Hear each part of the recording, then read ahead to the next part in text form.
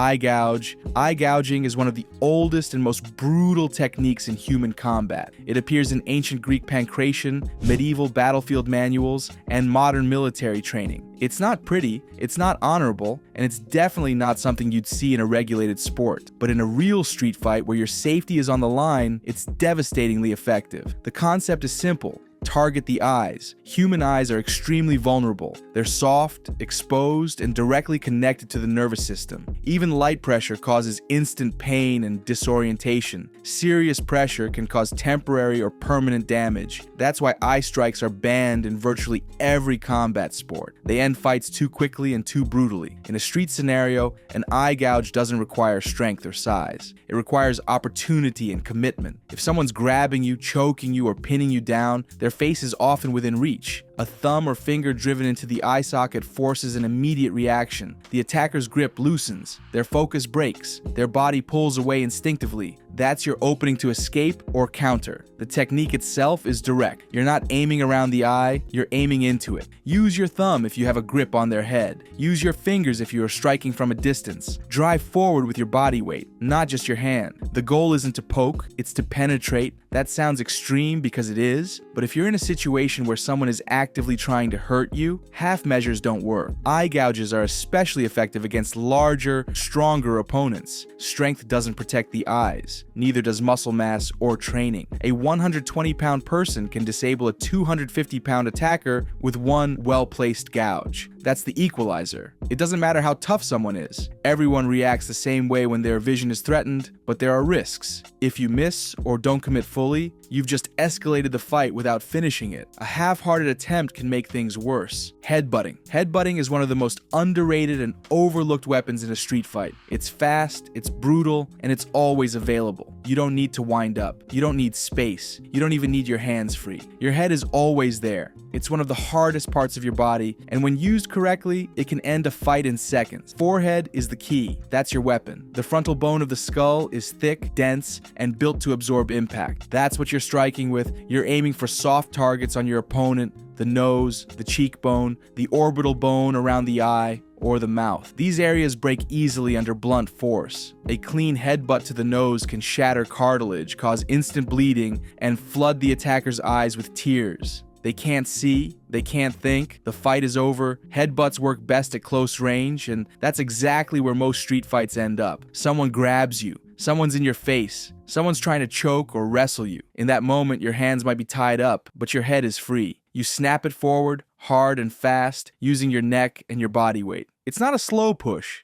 It's an explosion. You're driving through the target, not just into it. The technique is simple, but commitment is everything. You can't hesitate. A weak headbutt does nothing except give away your intent. You need full follow-through. Tuck your chin slightly so you're leading with your forehead, not the top of your head. Keep your neck tight. Then drive forward like you're trying to put your forehead through their face. The motion comes from your whole body, your legs, your core, your neck, all working together in one violent snap. Headbutts are especially effective in clinch situations. If someone's got you in a bear hug or they're trying to take you down, they're usually leaning in close. That's when you strike, their face is right there, one quick motion, and you've changed the entire dynamic of the fight. Suddenly they're hurt, disoriented, and backing off. You've created space, you've bought time, you can escape or finish them. It's also a psychological shock. Most people don't expect a headbutt. They're watching your hands. They're worried about punches or grabs. When you slam your forehead into their face, it catches them completely off guard. The pain is immediate and overwhelming. Blood starts pouring. Their vision blurs. Even trained fighters can be stunned by a good headbutt because it's not something you can easily defend against when you're already engaged. But there are things to watch out for. If you miss the target and hit somewhere hard, like their forehead, you've just hurt yourself. Skull on skull is a bad trade. You can knock yourself out or cause a concussion. Aim matters. You also need to be aware of the distance. If you're too far away, you'll lean forward and lose your balance. If you're too close, you won't generate enough force. The sweet spot is right at grappling range, close enough to strike, but not so close you're pressed against them. Biting. Biting is primal. It's one of the first instincts humans have, something we're born knowing how to do. It's not taught in any martial arts gym. It's not drilled on pads or practiced in sparring, but in a real street fight, especially when you're desperate, pinned down, or out of options. Biting becomes a weapon of last resort, and it's more effective than most people realize. The human jaw is incredibly strong. It can generate between 150 to 200 pounds of force per square inch. That's enough to tear through skin, muscle, and even cartilage. Once your teeth sink in, the pain is immediate and severe. It's not something anyone can ignore or push through. The reaction is instinctive. The body recoils. The grip loosens. Focus breaks entirely. Biting works best when you're in close,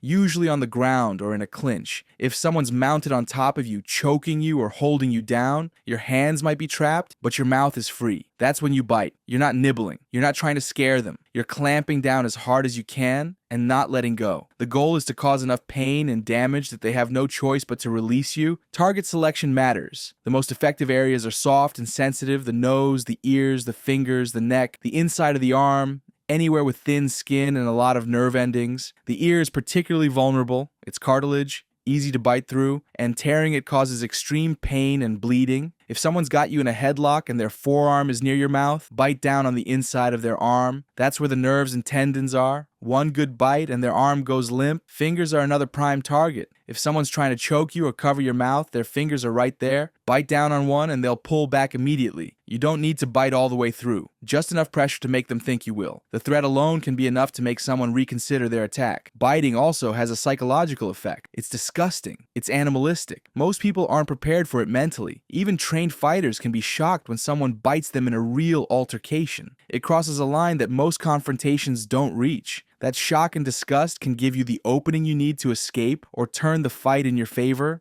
Groin strike. The groin strike is one of the most well-known and universally feared techniques in street fighting. Everyone knows about it. Everyone jokes about it. But when it comes to actual effectiveness in a real fight, it's more complicated than most people think. Done right, it can end a confrontation instantly. Done wrong, it might do nothing at all except make your attacker angrier. The groin is a natural weak point. For men, it's a cluster of nerves, blood vessels, and extremely sensitive tissue packed into a small, exposed area. A solid strike causes immediate, overwhelming pain, the kind that drops you to your knees. It triggers nausea, disorientation, and a complete shutdown of aggression. That's the theory, and sometimes that's exactly what happens. But here's the reality. Adrenaline is a hell of a drug. In a real fight, when someone's amped up, angry, or high on adrenaline, pain doesn't register the same way. A groin strike that would cripple someone in a calm state might barely slow them down when their system is flooded with stress hormones. You've seen it in fights. Someone takes a clean shot to the groin and keeps coming. That's not toughness. That's adrenaline masking the pain until seconds or even minutes later. That's why the groin strike can't be your only plan. It's a tool, not a guarantee. You use it as part of a combination or as a setup for something else. Kick the groin, then follow with strikes to the head. Knee the groin in a clinch, then throw them or disengage. Don't assume one shot will end it. Assume you'll need to keep fighting. Technique matters. A sloppy kick to the groin is easy to block or miss entirely. You need to commit. For a kick, you're driving your shin or the top of your foot straight up into the target, not a toe kick. That's weak and easy to deflect. You want a lifting motion, coming up from below with your whole leg. In a clinch, a knee is even better. You're closer, it's harder to defend, and you can follow up immediately with elbows or control their head. Punches work too,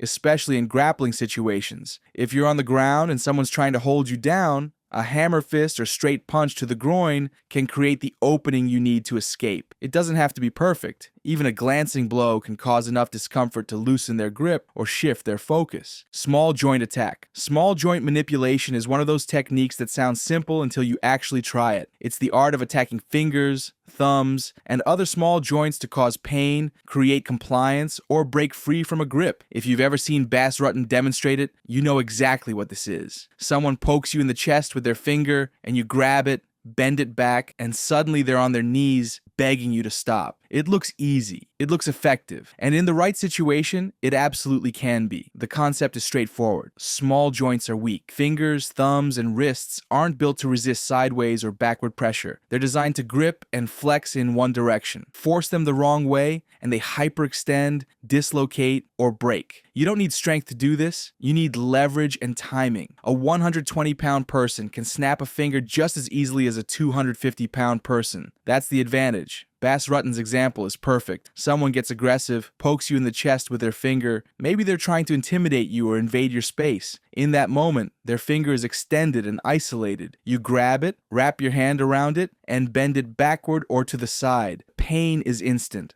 Their whole body follows the joint. They collapse, they turn, they submit, whatever it takes to stop the pressure. One finger can control an entire person if you know what you're doing. This works in other situations too. If someone grabs your shirt, your arm, or tries to push you, their fingers are exposed. You can peel one back, snap it to the side, twist it until they let go. If someone's choking you and you can't break the grip with strength, go after a finger. Grab one. Bend it back as far as it goes. They'll release. The body doesn't give you a choice when a joint is being destroyed. Small joint attacks are also effective in grappling exchanges. If you're on the ground and someone's got a grip on you, their fingers are vulnerable. You can attack them to break grips, create space, or transition to a better position. In Brazilian Jiu-Jitsu, small joint manipulation is illegal in most competitions, but on the street, there are no rules. If someone's holding you down, break a finger. Problem solved. Wrist locks fall into this category too. If someone reaches out to grab you, you can catch their wrist, apply pressure to the joint, and fold it in a direction it's not meant to go. A standing wrist lock can bring someone to the ground fast. It's a staple in Aikido and traditional Jiu-Jitsu, and while those arts get criticized for being impractical, wrist locks themselves work when applied correctly. The issue is landing them. In a chaotic fight, it's hard to isolate a wrist, but if the opportunity is there, take it. But there are major limitations. Small joint manipulation requires you to catch the joint. That's easier said than done. In a real fight, hands are moving fast. People are pulling back, swinging,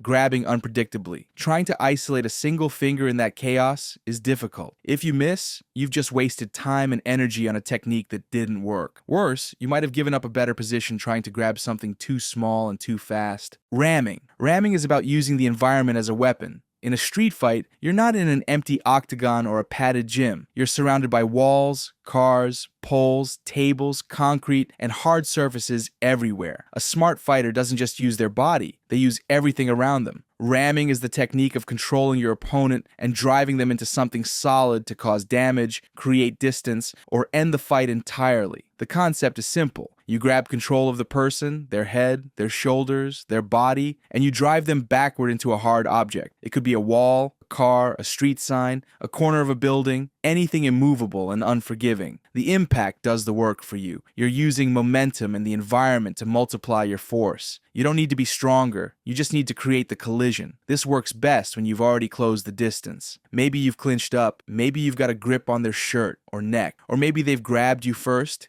and you're reversing the position. Once you have control, you identify the nearest hard surface and you drive them into it. You're not pushing gently. You're exploding forward with your legs, your hips, your whole body weight behind the movement. The head is the primary target. If you can control someone's head and ram it into a wall or a car door, the fight is likely over. The skull is hard, but the brain inside isn't. A sudden impact causes disorientation, possible concussion, and immediate loss of fighting ability. Even if they don't go out cold, they're stunned enough that you can escape or finish them with follow-up strikes. But you don't always need to target the head. Ramming someone's back or body into a wall can knock the wind out of them, break their posture, and put them in a defensive position. If they're aggressive and rushing forward, you can use their momentum against them. Step aside, redirect their energy, and guide them face first into whatever's behind you. It's judo with a concrete assist. This technique is especially effective in tight spaces, parking lots, alleyways, hallways, anywhere with limited room to move. In these environments, escape is harder and the walls are closer. That works in your favor if you know how to use it. You don't need to throw them far, just a few feet into something solid is enough.